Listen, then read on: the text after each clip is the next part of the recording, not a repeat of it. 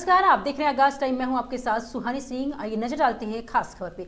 खबर लखनऊ से है, जहां पे बाबा साहब भीमराव अंबेडकर वाहिनी के कार्यालय में राष्ट्रीय पदाधिकारियों ने संविधान की शपथ लेकर संविधान दिवस मनाया और इस मौके पर बाबा साहब को याद करते हुए कहा कि उनके आदर्शों और उनके मिशन को बढ़ाने के लिए बाबा साहब भीमराव अंबेडकर वाहिनी के सभी कार्यकर्ता देश भर में सक्रिय हैं, जो कि दलित, पिछड़ों और अल्पसंख्यकों की आवाज लगातार बुलंद कर रहे हैं। प्रभुत्व संपन्न समाजवादी धर्मनिरपेक्ष लोकतंत्रात्मक गणराज्य बनाने के लिए तथा उसके समस्त नागरिकों को सामाजिक आर्थिक और राजनीतिक न्याय विचार अभिव्यक्ति विश्वास धर्म और उपासना की स्वतंत्रता प्रतिष्ठा और अवसर की समता प्राप्त कराने के लिए तथा उन सब में व्यक्ति की गरिमा और राष्ट्र की एकता और अखंडता सुनिश्चित करने वाली बंधुता बढ़ाने के लिए दृढ़ संकल्प होकर अपनी इस संविधान सभा में आज तारीख 26 नवंबर 1949 को एतद द्वारा इस संविधान को अंगीकृत अधिनियमित और आत्मार्पित करते हैं। जय भीम, जय संविधान। आज लखनऊ के बुलाकी अड्डे चौराहे पे बाबा साहब भीमराव अंबेडकर वाहिनी के कार्यालय पर संविधान दिवस के रूप में एक शपथ ली गई है। इसी में ज़्यादा बात करने के लिए हमारे साथ मौजूद हैं बाबा साहब भीमराव अंबेडकर वाहिनी के राष्ट्रीय अध्यक्ष श्री अमर चौधरी जी। आइए इनसे जानते हैं क्या कुछ खास रहा हो, कितने लोगों ने शपथ ली है और किस तरीके की इन लोग ने बातचीत आपस में करी, आगे की क्या रणनीति रहेगी। नमस्कार। आप नमस्कार। देखिए, आज का दिन बहुत ही गौरवशाली है। आज का दिन जितने ही धूमधाम से मनाया जाए वो कम है, क्योंकि आज ही के दिन बाबा साहब भीमराव अंबेडकर जी ने संविधान बनाकर तैयार किया था। 26 नवंबर 1949 को संविधान बनकर तैयार हुआ था और 26 जनवरी 1950 को संविधान पूरी तरह से लागू हो गया था, जिससे हर व्यक्ति की अभिव्यक्ति को आज़ादी मिली थी।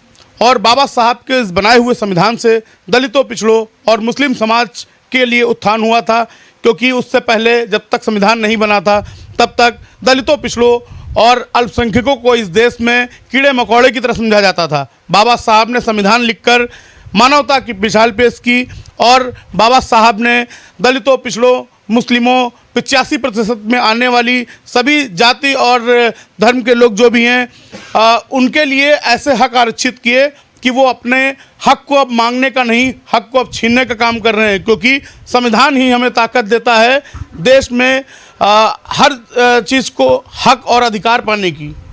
सर, देखा जा रहा है कहीं ना कहीं संविधान के साथ भी छेड़छाड़ करी जा रही है इस सरकार के प्रति, तो उसको आप किस नज़रिए से देखते हैं? देखिए, संविधान की अगर बात की जाए खत्म करने की या छेड़छाड़ करने की, तो जब तक अंबेडकर वाहिनी और बाबा साहब के वंशज जिंदा है तब तक तो संविधान कोई खत्म नहीं कर पाएगा। छेड़छाड़ की बात तो दूर है, और अगर जो छेड़छाड़ करेगा तो उसको अगर तुम छेड़ोगे तो हम छोड़ेंगे नहीं। तो अंबेडकर वाहिनी के एक सिपाही, अंबेडकर वाहिनी के एक कार्यकर्ता उस छेड़ने वाले को भारत से खदेड़ने का काम करेंगे, क्योंकि जैसे आप जानते हैं 85% के अलावा जो भी 15% के लोग हैं, बाहर से आए हुए लोग हैं, उनको बाहर का रास्ता भी हम लोग दिखाना जानते हैं।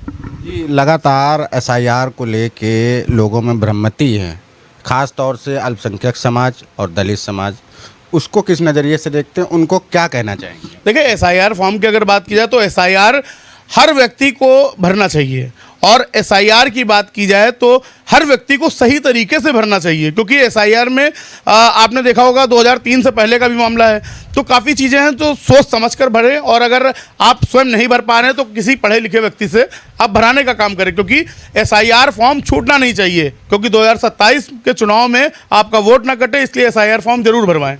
क्या आपका संगठन इस तरीके का कोई कैंप, अवेयरनेस कैंप लगाएगा जो लोगों को मदद प्रदान करे? बिल्कुल, संगठन हमारा कैंप लगाएगा और हमारे राष्ट्रीय महासचिव दिलीप कुमार मिश्रा जी के द्वारा लगातार लोगों को कैंप लगाकर SIR के फॉर्म भी भरवाए जा रहे हैं और जिनका नाम वोटर लिस्ट में नहीं था उनके लिए नए कार्ड की भी प्रक्रिया करवाई गई थी। अब तो फिलहाल कुछ दिन के लिए बंद कर दिया गया है पोर्टल जी।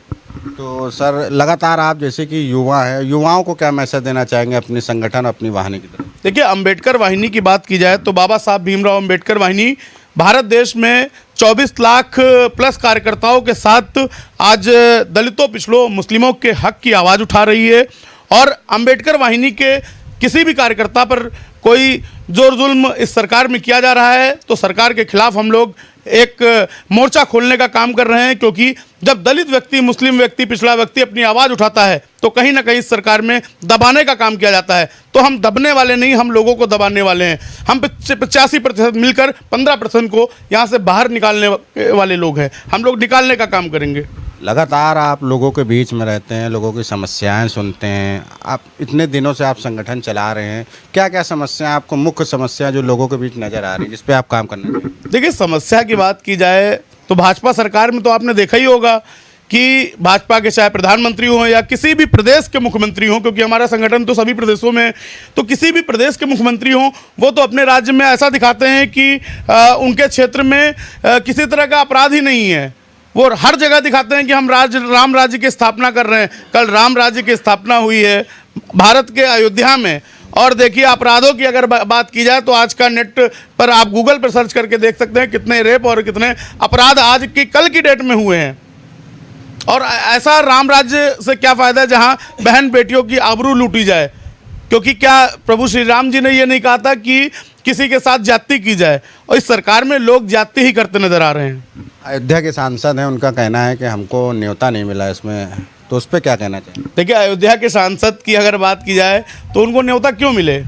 जब वहाँ विकास की बात होगी तो लोग कहेंगे कि अयोध्या के सांसद के पास जाइए और अपनी रोड, सड़क, नाली की व्यवस्थाएं को ठीक कराइए। लेकिन जब मंदिर की बात होगी तो कैसे उनको जाने को मिलेगा, क्योंकि वो दलित समाज से हैं।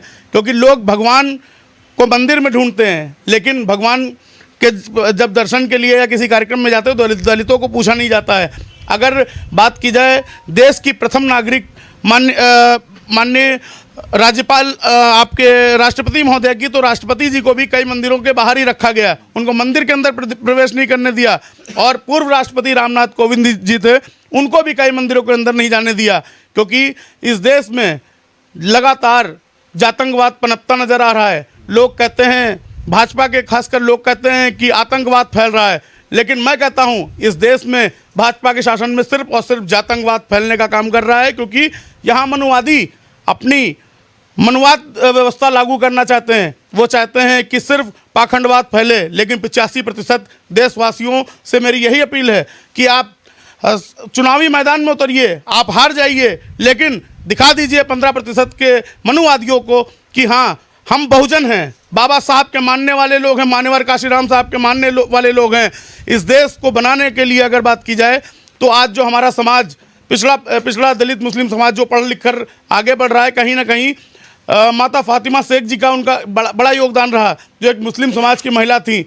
उन्होंने स्कूल बनाने के लिए सर्वप्रथम जब भारत में स्कूल बना तो उन्होंने एक ज़मीन अपनी दिया, जिसमें सावित्रीबाई फुले जी, ज्योतिबा फुले जी ने उसमें स्कूल बनाया।